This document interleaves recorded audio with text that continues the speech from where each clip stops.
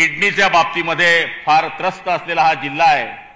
तर या जिल्ह्यामध्ये किडनीचं एक हॉस्पिटल व्हावं, ज्याप्रमाणे शिर्डीला विमानतळ झालं त्याप्रमाणे शेगावला सुद्धा विमानतळ प्रस्तावित करावं।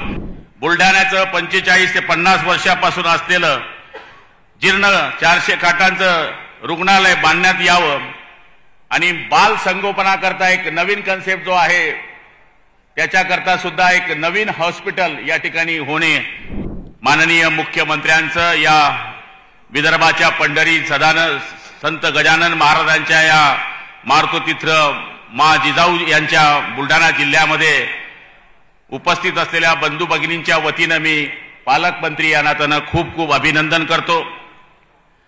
मी आपल्या समोर जास्त काही बोलणार नाही, कारण माझ्यापूर्वी आदरणीय संजयजी गायकवाड आणि खासदार साहेबांनी या जिल्ह्याचे विषय मांडलेले आहेत। पण मला जे वाटते ते 2-3 विषय मांडण्याचा या जिल्ह्याकरता मी प्रयत्न करणार आहे।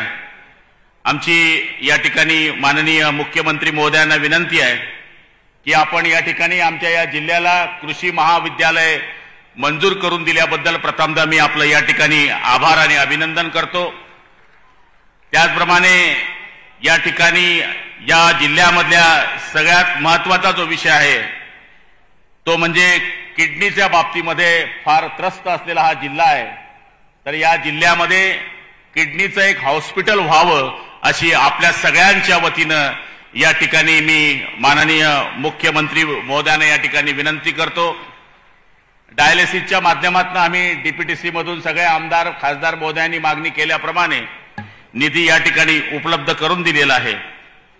या ठिकाणी राष्ट्रमाता मासाहेब जिजाऊचे जन्मस्थान सिंदखेड राजा विकसित करण्यासाठी केवळ घोषणा झालेल्या आहेत, त्याची अंमलबजावणी होण्यासाठी आपण लवकरात लवकर बैठक लावून ती अंमलबजावणी करावी अशी आपल्याला या ठिकाणी विनंती करतो। गजानन महाराजांच्या या पवित्र शेगाव गावी भरपूर बाहेरून लोक येतात। ज्याप्रमाणे शिर्डीला विमानतळ झालं त्याप्रमाणे शेगावला सुद्धा विमानतळ प्रस्तावित करावं अशी आपल्या मार्फत मी या ठिकाणी माननीय मुख्यमंत्री महोदयांना विनंती करतो।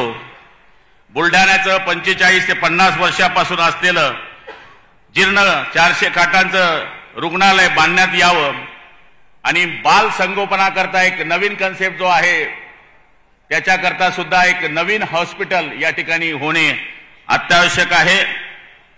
महसूल आणि प्रादेशिक ज्याप्रमाणे जळगावमध्ये आपण महसूल विभागाची निर्मिती केलेली आहे त्याचप्रमाणे या कार्यक्रमामध्ये बुलढाणा जळगाव धुळे आणि नंदुरबारचा समावेश करून अमरावती 200 किलोमीटर आहे। त्यामुळे बुलढाणा येथे महसूल प्रादेशिक विभाग आपण करावा अशी या निमित्ताने मी आपल्याला विनंती करतो। शासन आपल्या दारीच्या माध्यमातून आपल्याला ज्या योजना आहेत त्याच्यामध्ये जवळपास 75,000 लोकांना या योजनेच्या माध्यमातून आज लाभ होतोय। पण हा कार्यक्रम आज पुरता नाही आहे, हा कार्यक्रम वर्षभर चालणार आहे, कायमस्वरूपी चालणार आहे। त्यामुळे काही लोकांच्या मनामध्ये शंका जरी ती असली तर ती डोक्यातून काढून टाकावी। याचं कारण या योजना कायमस्वरूपी आपल्याकडे सुरू राहणार आहेत। या ठिकाणी जास्त वेळ न घेता या पवित्र नगरीमध्ये आपण आलात त्याबद्दल पुनश्च आपल्या मार्फत माननीय मुख्यमंत्र्यांचं या ठिकाणी आभार आणि अभिनंदन करतो आणि माझे लांबलेले 2 शब्द संपवतो। जय हिंद, जय महाराष्ट्र।